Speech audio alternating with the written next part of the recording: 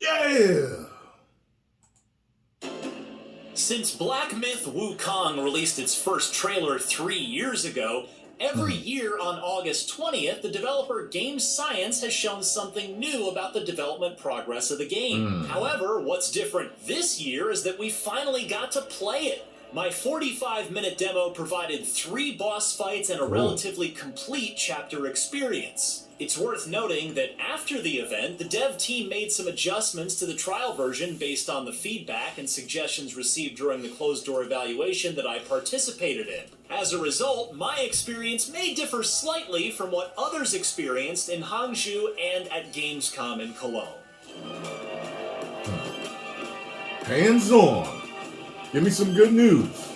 Due to time limitations, this trial version did not include the level up system. However, it provided players with a set of skills and equipment that will be obtained in the mid-game of the final version. In addition to basic light and heavy attacks, the protagonist's attack stances can be switched between 3 different postures, including smash form, pillar form, and thrust form at any time. Furthermore, spells such as Immobilize, Stone Solid, Ring of Fire, and the Pluck of Many are also available for use. There are also 2 transformation abilities. One turns you into the previously seen Fireblade Wolf, and the other results in a creature with poisonous attacks. Additionally, players will find and collect certain potions for in-game use. It's important to note that these configurations may vary slightly depending on the different stages. The first boss is named Centipede Guai, and it appeared in the first 13-minute gameplay trailer released in 2020. This time, it awaits players in a horrible cave. Its attack methods include rolling and heavy punches, as well as the ability to release poisonous gas. This gas inflicts a slow-acting poison effect on the protagonist, causing gradual health loss, which can only be cured by consuming antidote potions. However, this boss is considered relatively easy overall in terms of difficulty for this trial version. After becoming familiar with its attack patterns, most players should be able to defeat it easily.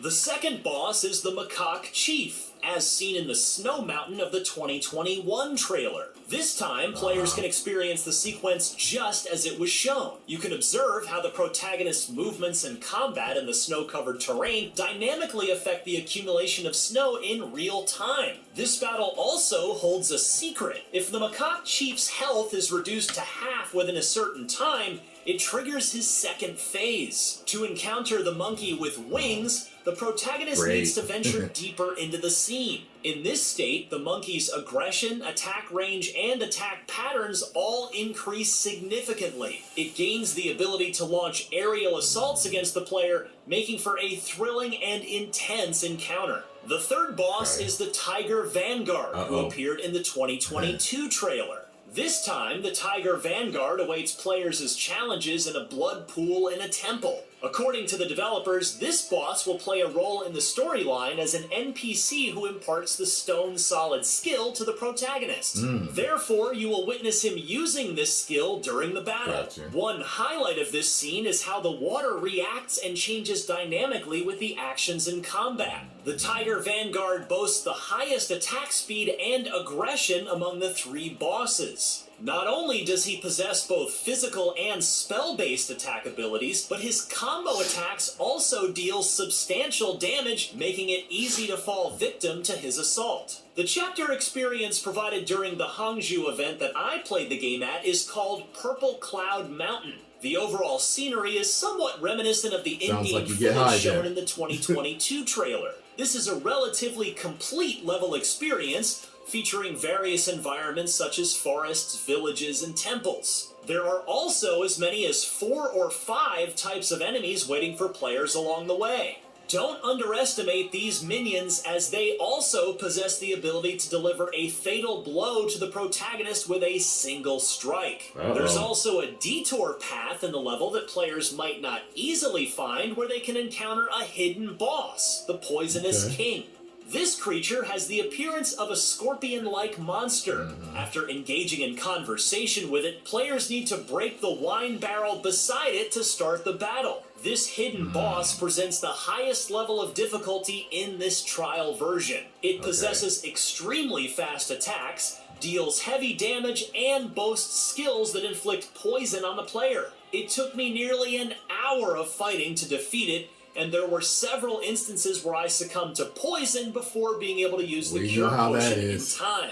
And while Black Myth shares some similarities in its mechanics with the Dark Souls series, Dark Souls, I was just about to say that. It's quite distinct from any other similar games. In my opinion, this distinction arises from the fact that in other Souls-like games, players typically wielded weapons like swords or axes, with the grip at the weapon's end during combat. However, in Black Myth Wukong, the main weapon is a staff, primarily held in the middle. The grip on the staff changes according to different moves, creating a varied rhythm and action, even changing the length of the staff in combat. The impact feedback from the staff striking enemies is quite distinctive as well. Coupled with the support from the spell system during combat, Black Myth Wukong stands apart as an action RPG with a unique feel, differentiating itself from other ARPG and action games that have come before. Ultimately, despite developer Game Science providing a substantial amount of gameplay content in this trial version, there are still numerous questions waiting to be answered. For example,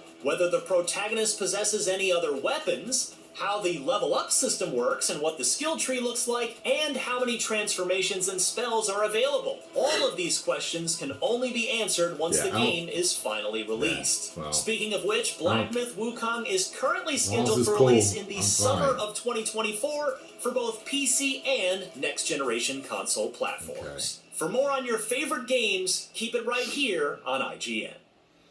Yeah, I'm sitting here like, I don't care if he's got more weapons or not. I think the staff is pretty cool.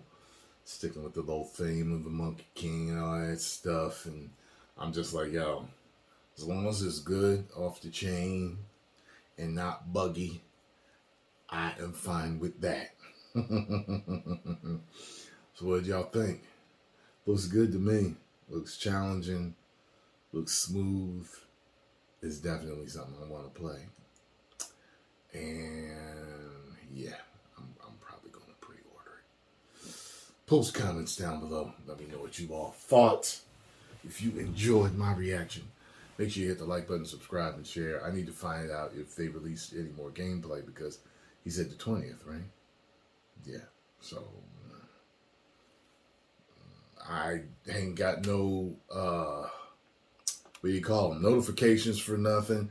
What I need to go do is check gaming trending. Sometimes I forget that. I'm going to go check gaming trending. And if so, I'll be right back with another reaction. 10 million subscribers.